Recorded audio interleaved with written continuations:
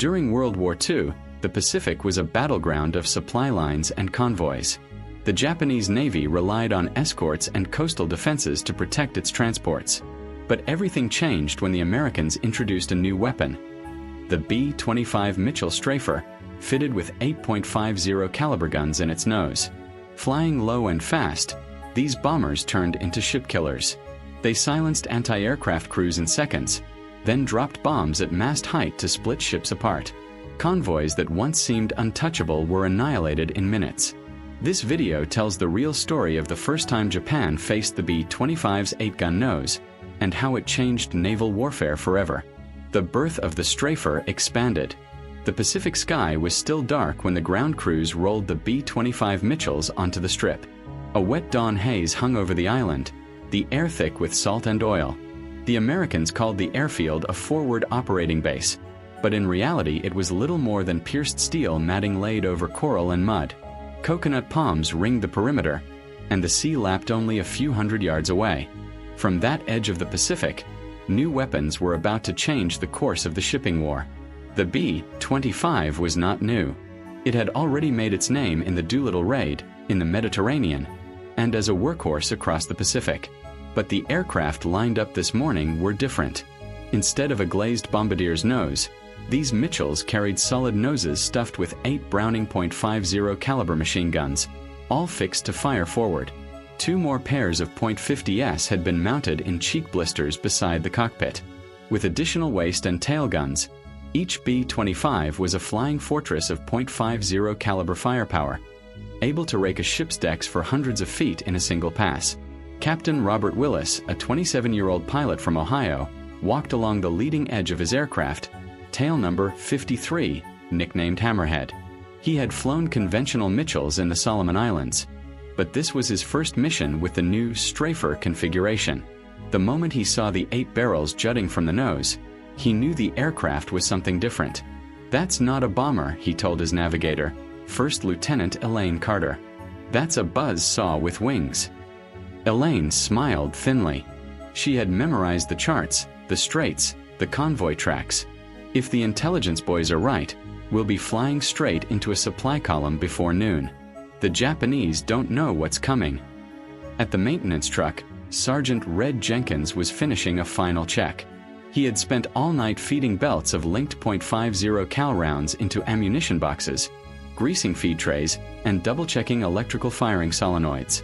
Each gun had to fire in harmony, otherwise the nose would overheat or jam. "She's ready, Captain," Jenkins called out, wiping sweat and oil from his brow. "You pull that trigger, and she'll cut a hole through a cruiser." At 0500, the crews gathered for briefing. Colonel Samuel Green, commander of the squadron, stood before a wall map dotted with pins and grease pencil lines. He pointed to a narrow stretch of sea threading between 2 islands in the Bismarck archipelago. "We have reports of a Japanese convoy moving through here. 3 transports, escorted by at least 1 destroyer and smaller craft. They believe they're safe in daylight. They think only high-altitude bombers or torpedo planes can touch them. They are wrong." The colonel tapped the nose gun sketch pinned to the map. "These strafers were built for this exact mission. You will come in low, wave top level. Your nose guns suppress their anti-aircraft. Your cheek guns keep their gunners down. Once their decks are swept, drop demolition bombs at mast height. Skip bombs if you have the chance. Your objective is to break the convoy, sink the transports, and cripple the escort. Any ship that survives will not forget what hit it." The room was quiet, the weight of the words sinking in. Everyone knew the risks. At low altitude, even a single hit from a 25mm cannon could shred a Mitchell. But Green's tone left no doubt. This was a turning point.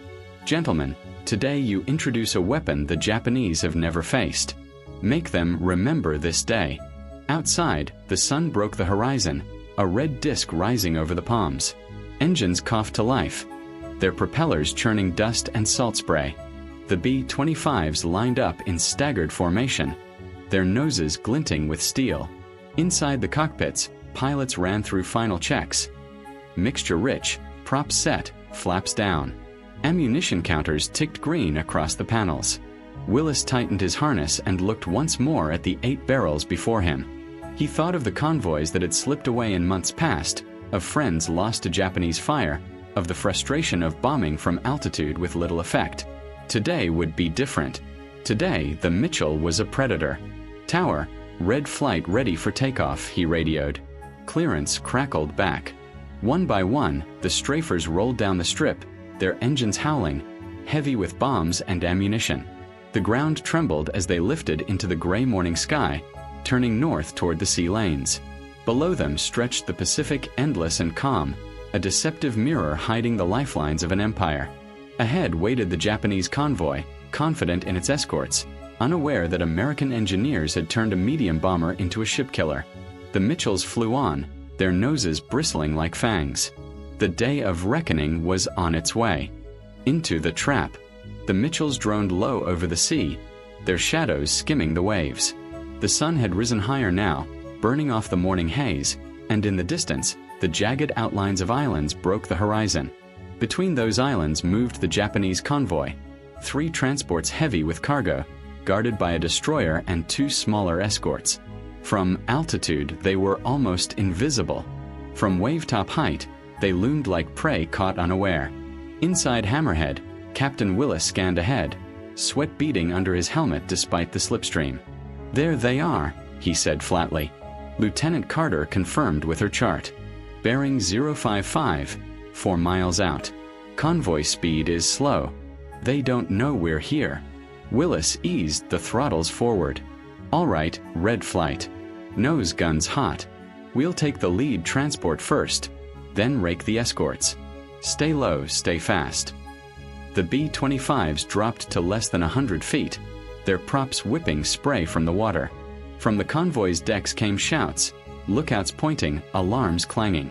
Japanese gunners scrambled to their stations, swinging 25mm mounts into place. The destroyer belched smoke and began to turn, but there was no time. At 600 yards, Willis pressed the trigger. The nose erupted in thunder. 8 Brownings spat fire, tracers streaking in parallel lines into the transport's hull. Metal plates shattered, splinters flew, deck railings melted under the onslaught.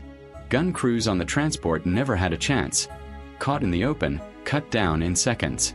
The Mitchell roared overhead, strafing from bow to stern. Behind him, 2 more B-25’s repeated the pattern, pouring hundreds of rounds into the convoy. The second transport was struck amidships, its bridge riddled with bullets.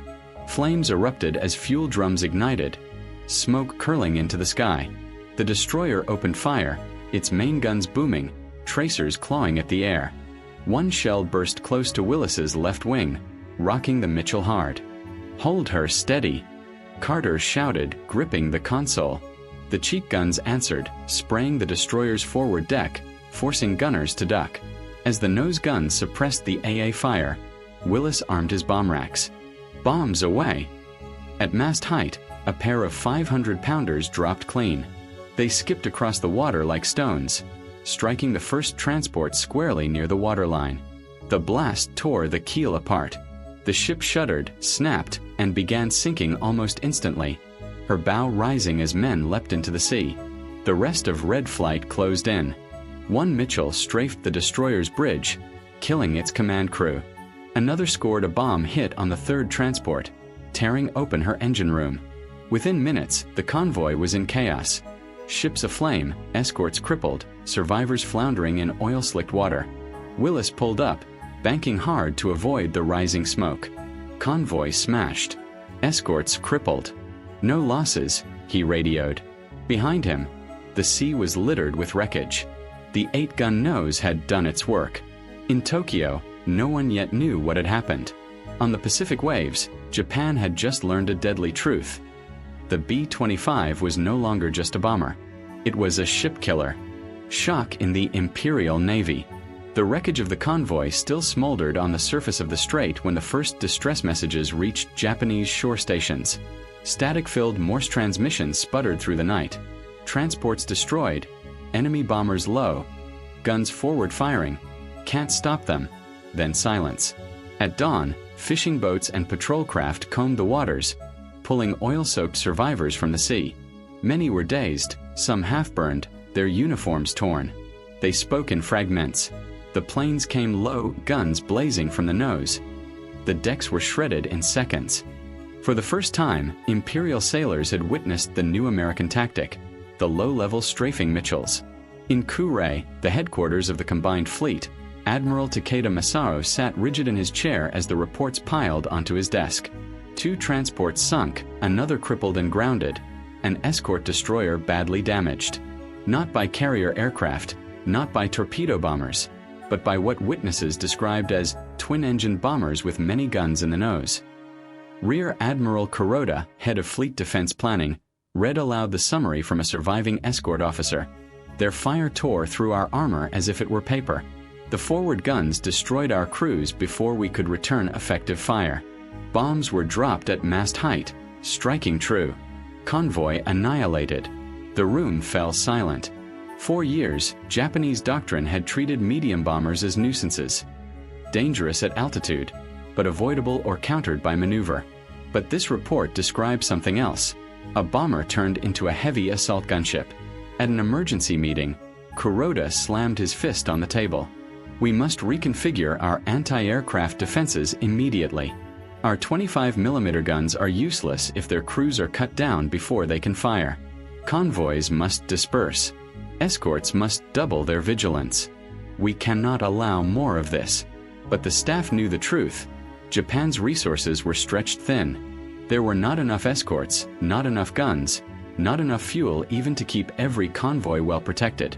The Americans had found a weakness and had exploited it mercilessly. Meanwhile, American intelligence officers celebrated the success. Colonel Green's after-action report was blunt. First operational use of 8-gun nose B-25 confirms devastating effectiveness. 1 convoy eliminated. Enemy response confused. Unable to adapt. Morale effect significant. He recommended immediate expansion of the tactic to every squadron in the theater. On the Japanese side, disbelief turned to fear. Sailors in mess halls whispered about the bombers with teeth that had ripped a ship in half with machine gun fire before dropping a single bomb. Commanders realized that the balance had shifted. Japan's once proud surface fleet could no longer move freely, even under cover of escorts and island batteries. The lesson was bitter, but undeniable. The Americans had created a new weapon, and Japan had no easy answer. From strike to doctrine. By the spring of 1943, what had begun as a single daring experiment had become a doctrine.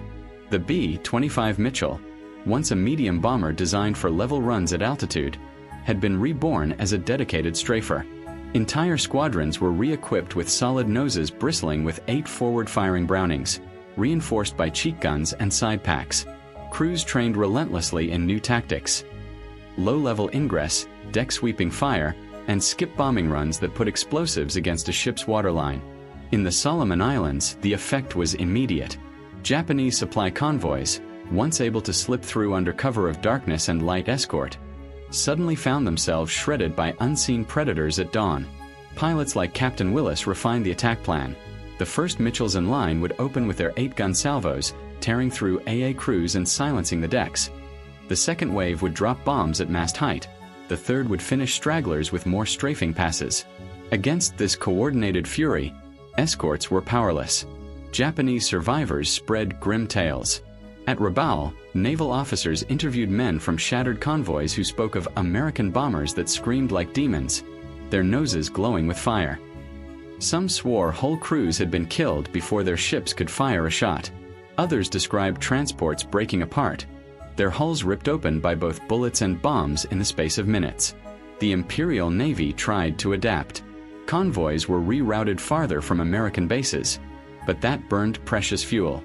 More AA guns were crammed onto escorts, but the Mitchells flew so low and fast that most gunners could not track them before being cut down. Fighter cover was ordered, yet Japan's dwindling pool of trained pilots could not protect every convoy. The shipping lanes shrank, and with them, Japan's ability to sustain its far-flung garrisons. American commanders recognized the turning point. Reports from theater emphasized not just the tonnage sunk, but the speed and certainty with which these new missions succeeded. In a single raid near Wewak, strafing B-25's and their bombs destroyed or crippled more than 100,000 tons of shipping in minutes. The phrase spread among crews and intelligence officers alike. The 8-gun nose tears ships in half. By 1944, the tactic was no longer a novelty but a core element of the Pacific War. The B-25 strafer, supported by fighters and heavy bombers, led countless raids that left harbors in flames, convoys scattered, and the Japanese economy gasping for survival. Where once the ocean had seemed Japan's lifeline, it became a killing ground patrolled by American air power. For men like Captain Willis and his crew, the missions blurred together. Low passes through sheets of tracer, the thunder of 8 Brownings shaking the nose, the jolt of bombs skipping across the water into steel hulls. They lost friends, took damage, buried their dead. Yet they knew they were wielding a weapon that the enemy could neither predict nor withstand. And for Japan, the lesson of that first ambush was seared forever. The day they faced the B-25's 8-gun nose was the day they realized that even their ships, armored and escorted, could be torn apart in minutes. It was not just the death of convoys, it was the death of the illusion that the sea could still protect them.